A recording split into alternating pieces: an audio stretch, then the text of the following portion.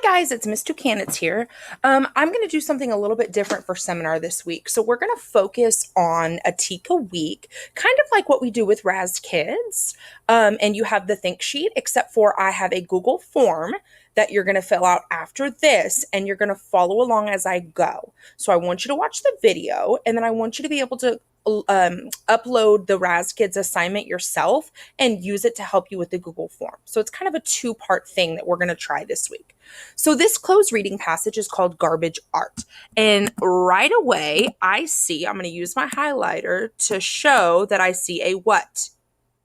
Good, a caption. And the caption says, each year, billions of pounds of garbage end up in the oceans.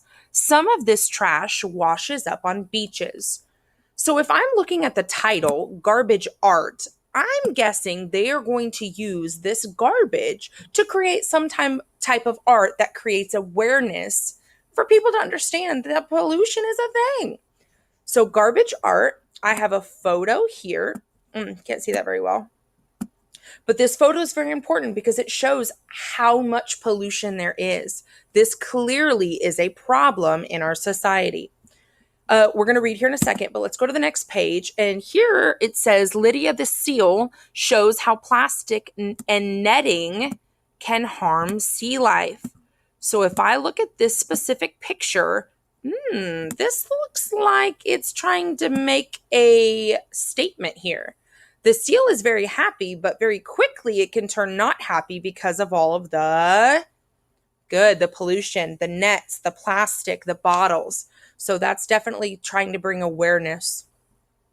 Down here, I have a seahorse that's made of plastic toothbrushes, shovels, bottles, brushes, brooms, and much more. So this entire piece of art, guys, is made from trash that is washed up on shores and beaches. And then I see a parrotfish that shows how pollution is in danger to her coral reef home. So this is where they live, and pollution is destroying where they live, their habitats. And then down here, a seabird, the puffin, shows the dangers of being caught in a fishing net. Ooh, that's not the first display of fishing nets being a problem. So these photos are obviously there to try to teach a lesson. They're trying to persuade people to see that this is a real problem. And then the final page of this Cloze reading passage has a little graph.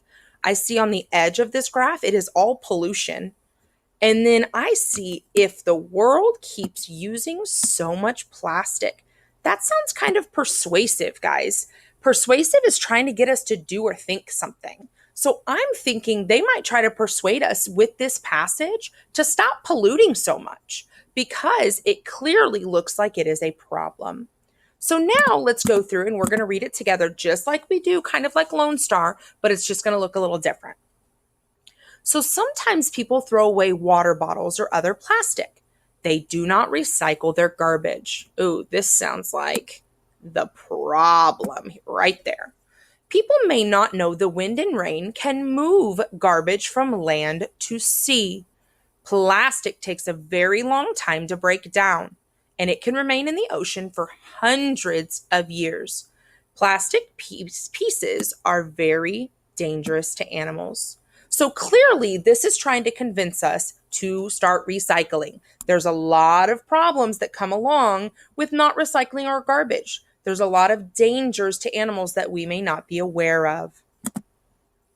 One group called Washed Ashore, so this is very important because this is the name of the company or the group that is doing all this garbage art, found a way to tell people about the problems in the oceans. First, they take the garbage from a beach, then they clean it, and finally they work with plastic pieces to make huge works of art. Ooh, I saw some procedural words, procedural steps. The artwork is mostly of sea creatures. Well, let's draw an inference. Let's make our conclusion. Why is it of sea creatures? Good, because those are the animals that are affected the most by our lack of recycling. Washed Ashore, remember this is the group again that is doing all of this, has created more than 70 of these works of arts. of art, works of art, excuse me. Some of them are now traveling in a show all over the US. Each piece shows the effects of trash. In one show, people learn how plastic fools fish and other sea animals. They think the plastic is food, eat it, and get very sick or die. This would not be happening if people used less plastic and did not litter. Ooh, here is another persuasive plea to try to help with this cause. Remember, persuasive, trying to get you to think or do something. So while, yes, we are learning facts, these statements are definitely trying to convince us to take action. The plastic would not end up in the ocean. All right. Not even just plastic, though, guys. These nets are a huge problem, too. And then if the world keeps using so much plastic, by 2025, the ocean will have 1 ton of plastic for 3 tons of fish. So the wildlife is still predominantly in control. But 25 years after that, in 2050, it's going to be 1 to 1. So our fish are dying out. So go ahead and go to your Raz Kids. This should be pulled up for you and assigned to you. You can use it to answer this: garbage as art. And you are going to have 2 questions on the text features. So you're going to be using these photos today, your text features, to help you answer Monday's questions. All right? Great job, guys. I hope you enjoyed this article. I will see you tomorrow.